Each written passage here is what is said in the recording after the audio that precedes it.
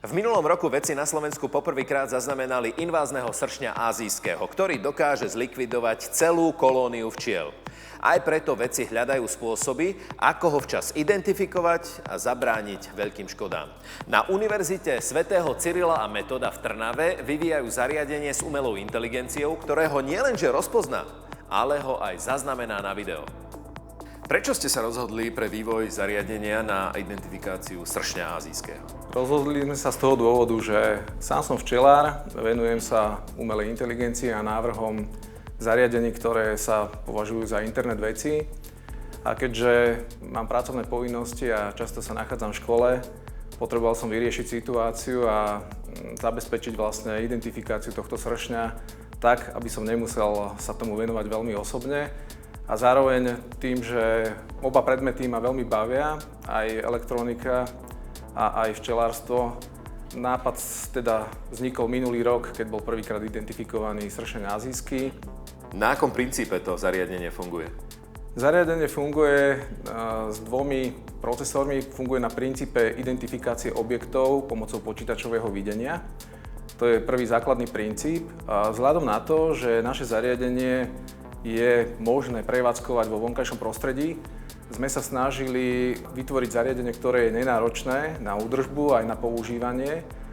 Takže tomu zodpovedá vlastne návrh aj realizácia. Nie je to žiadne extrémne výkonné zariadenie, práve že je relatívne nenáročné.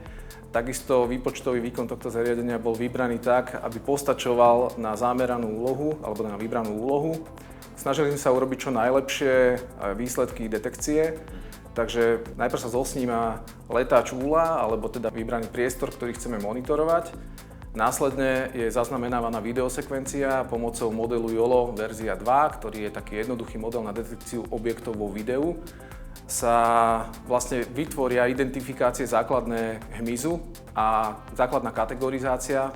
Predpoklad je, že dokážeme identifikovať momentálne 4 druhy hmyzu, čo je teda sršeň európsky, náš štandardný druh, včely a potom osu a teda sršeň azijský je ako posledný.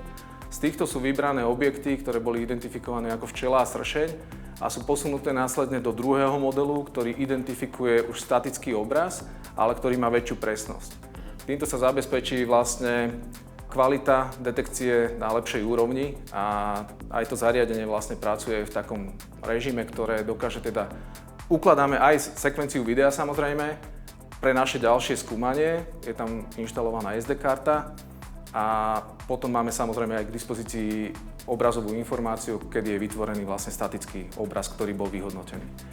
A čo sa týka tej identifikácie, tak na to slúžila nejaká databáza, alebo akým spôsobom ste to robili? My sme vytvárali model na základe nejakých trénovacích setov. Je tam vlastne vytvorený model, ktorý bol naučený na základe vzoriek.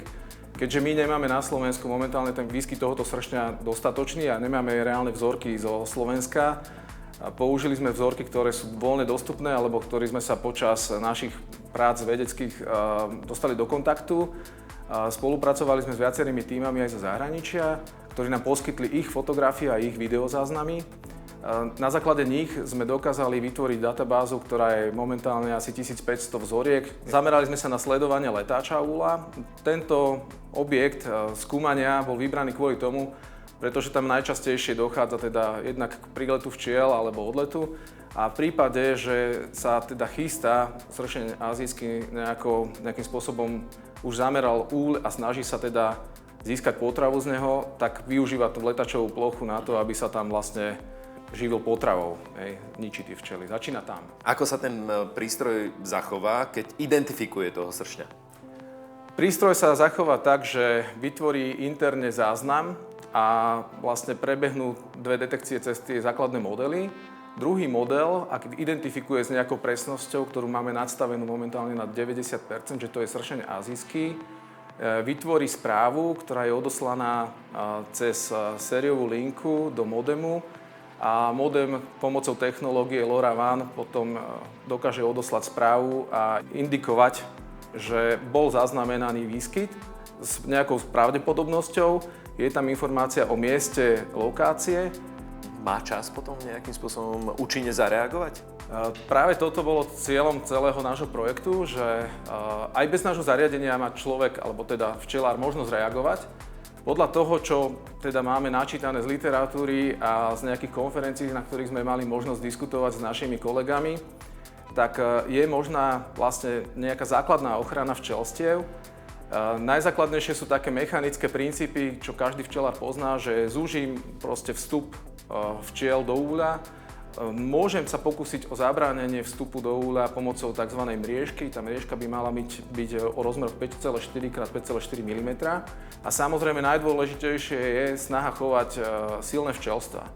Aj ten sršeň, podľa toho, čo sme mali možnosť debatovať s našimi kolegami, napríklad zo Švajčiarska, tak pravdepodobne napadne slabšie včelstvo skôr ako silné. Máte zriadenú aj nejakú jednoduchú adresu, na ktorú by mohli aj naši diváci posielať tie fotky? Áno, máme zriadenú e-mailovú adresu vceli@ucm.sk, na ktorú nás môžete kontaktovať s akýmikoľvek informáciami, obrazovým, zvukovým alebo videomateriálom, prípadne otázkami. Budeme veľmi radi, ak by sa nám ozvali včelári, ktorí by mali záujem sa pripojiť do nášho projektu. Sme schopní im zapožičať alebo aj poskytnúť tie zariadenia na aktívne monitorovanie, ktoré by nám pomohli v našom výskume.